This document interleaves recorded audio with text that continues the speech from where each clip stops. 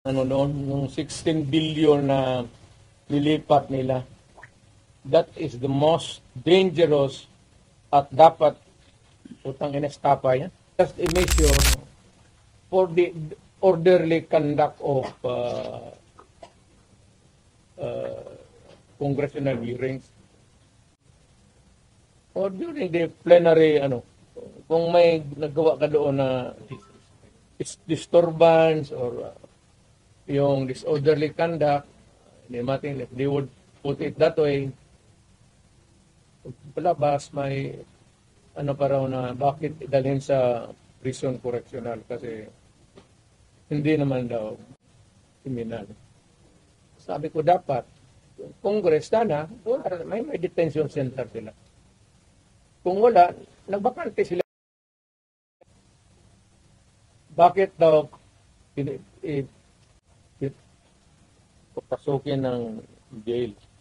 Sabi ko, hindi naman may pero yung mga bagubo are sporting wound in their hearts. So, yan ang ko na hindi naman ito nakapalibot yan doon sa Patinorte ang mga bagubo. Kinig sila.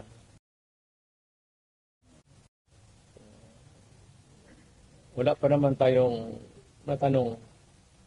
Pero hindi maliit na bagay masyado yan para sabihin mo ng gulo. Wag. Alam ko yan kasi na presidente ako.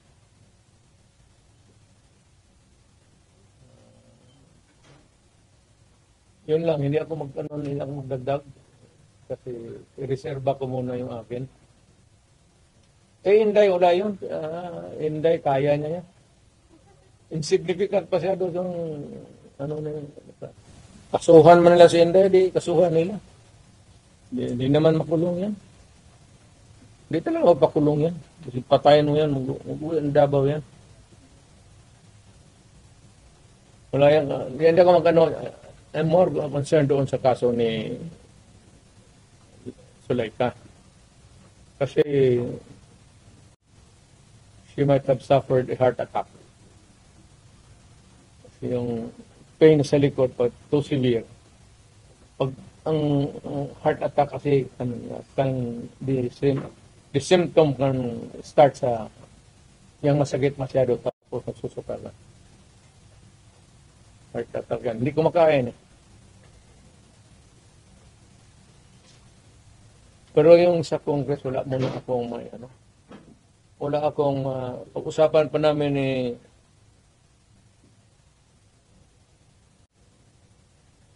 how not to pinag-usapan namin ngayon ni Martin Delgra pati ni Purman kami abogado is how not to destroy a republic.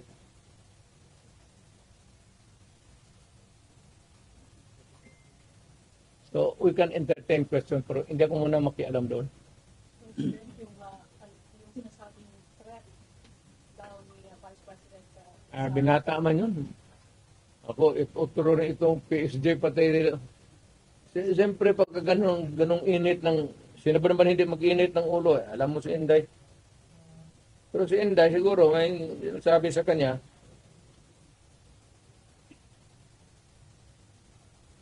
so, who is vice mayor? You or Inday? ano? Sino mas isog sa inyo? Ikaw o si Inday? Yun ako, isog, yung naman movement ang isog. Maisog yun. Kung retired na ako, sabi ko, wala na ako. So, si Inday? Ako, I have full faith sa Inday. Kaya niya yan? Anak ko yan kilala ko. Kaya yan. Pero, one thing is clear, yung direksyon ng administrasyon, doon talaga sa amin. So, ano ang magiging logical conclusion with everything that is happening now? Is BBM going to suffer the same fate as his father? I do not, that remains to be seen.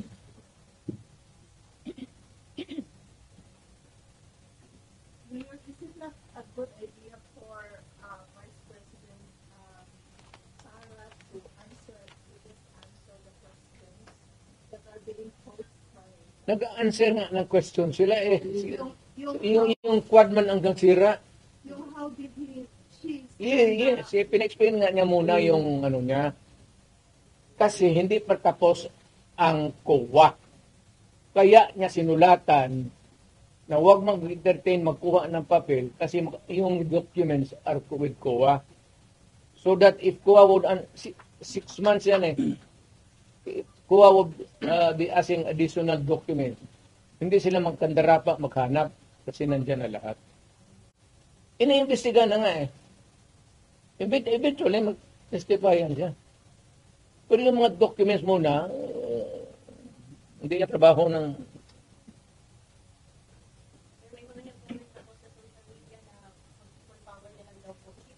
Wag, alam mo, dumaan ako pagka-presidente. Not for anybody, not for anything else. Sabi ko, insignificant yung nangyari dyan kay Lopez pati kay Inday. Binata man yung threat, patay-patayan.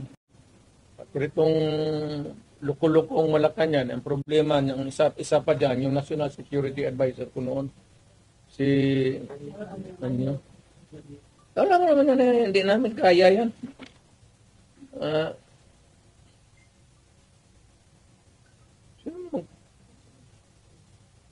Gusto nila ipalabas na palalabasin mayor na nagnakaw ng pera si Vice. Yeah, wala pa nga audit eh. Gusto na nila palabasin ganon. Tama yung kay Inday. Because according to her, sabi ni, pasensya ka na dyan, kaya ikaw yung forerunner sa presidency. Gusto ata na ni Martin maging presidente. So, hindi naman masama. Ayaw ko magsalita because everybody has the right to dream. If Inday wants to be also, she can also dream. So wala tayong ano dyan. Ang tingin ko ang mas mabigat na problema na dapat malaman ng Pilipino is nag-hemorrhage ang country. Pati yung PhilHealth nga, na hindi sa gobyerno, contribution natin yan, kasi kung pa-hospital ka, yung may pambayad ka, depende sa category yung rates mo. Kung ibang iyo, dividido ba talaga na full o paglabas mo, wala ka ng bayaran. Yun ang noon, yung 16 billion na nilipat nila. That is the most dangerous at dapat utang inestapa yan.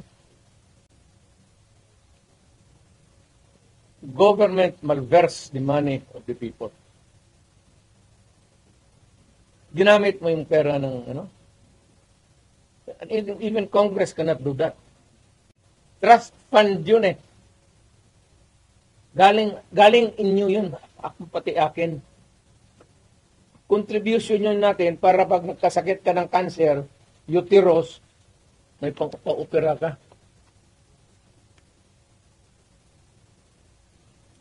Ang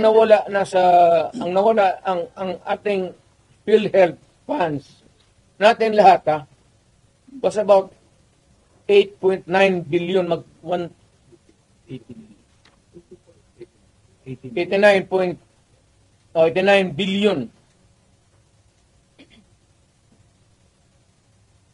Of that 89 billion, 27 na lang nawala. 27 na lang ang natira. Paano yan? Hindi man maano ng Kongreso. Ang atin is, bakit nila pinakialaman? Well, Mr. President, if you see that list really may estafa case, na yan, ang problema ganito, if we're going to file a case sa court, But the justice system, the court is the government too.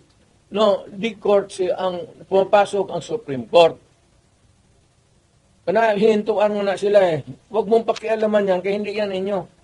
Ako, fiscal ako. Ang alam mong, nalbers nila yung pera eh. Ang naiwan kasi 29 billion lang. Out of the 89, 29 na lang. Saan ang pera namin? Ano, ibalik mo, wala ang pera. Maghiram nga ng pera eh. Ang gobyerno na ito, walang project. Wala kang nakikita ng project. Maintenance na lang. Kasi ayuda, ano yan, akap, ayuda. Tupad. Yun, naubos doon. Naubos ni Romualdez kasi Romualdez, congressman lang, pero left and right ang pamigay niya. Oh, may tag 5 mil kayo ngayon. Kita ko sa TV ito eh.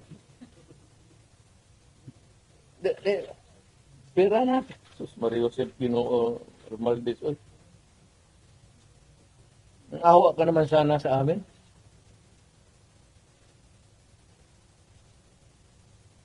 Yung 89. Ang Maharlika Fund, ang target nila sa ang 250 billion. Kinuna nila ang GSIS ng 62.5 billion. Yan, pera rin ng mga taga-gobyerno yang empleyado. Kami, sa ano namin. Sa mga trabahante yan, housing loan ka, ito, kinuha, binigay para ayuda. Ang mga membro nito, hindi na makaloon, enrollment ng mga bata, mahirapan sila nito kasi magkakaroon ito ng anomaly sa flow ng ano. Ang SSS, kinuha rin 62 billion. Private rin yan. Para sa mga empleyado, LBP 62 billion, DBP 62 billion. Kaya yung sa sundalo, pati yung retirement nila patayan. Given all these predicaments, sir, you have the legal basis on the issue of mind. Okay, mayroon ng Legal remedies in your mind. meron na. Lahat ito, the example yung PhilHealth na binara sila, yun yan. Hindi man nila pera ito lahat. Ito ang problema ngayon. Gastusin nila ito, naiwan what is left from the original ano nila. Kagaya nitong PhilHealth, 89 billion. Ang naiwan ay 29 billion na lang. So, kung walang pera, anong gawin nila? Maghiram. But they juggle. Foreign borrowing. Wala na silang majagol dyan. Ano ba jagol-jagol? Tignan mo. Bakit ang majagol? Hindi na ito. Hindi na kailangan i-jagol. Andiyan na sa kanilang kamay. Ano pa jagulin nila yan? They would spend it. Ayuda. Hindi na may jagol mo yung ayuda. Will you initiate the filing of charges? Will you initiate the filing of charges? Or will you make a move to stop the government from taking Mayroon, over? it is, tignan natin ang resulta sa Supreme Court, yung sa PhilHealth ngayon. So, para magkaroon tayo ng predicate of how to go about. They fear that you will call for a mass movement in Davao City given the situation Wala, of PhilHealth to the Quadcom and Tignan ko lang kung mass mobilization of people. People power for that. ang alam ko ang sinong pupunta lang doon, ikaw, pati ako, bakit ka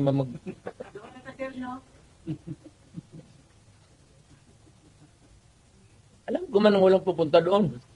Why? Magmass movement ako, tayong dalawa lang. Kaya ano sila sir na nawala na daw itong the magic of the 30 crowd. Magic, wala na. Matagal na yung walang magic. Sinabi ko, retired na ako. But when you Hindi say ko na, I do not need to be on the front or at the back or on the side. Retired na ako. Ang rating ko, baski ilagay mo ako dyan sa 1 to 10, mamili ka, 2, 3, 4, 5, 9. Wala na ako. Ano bang Duterte Magic?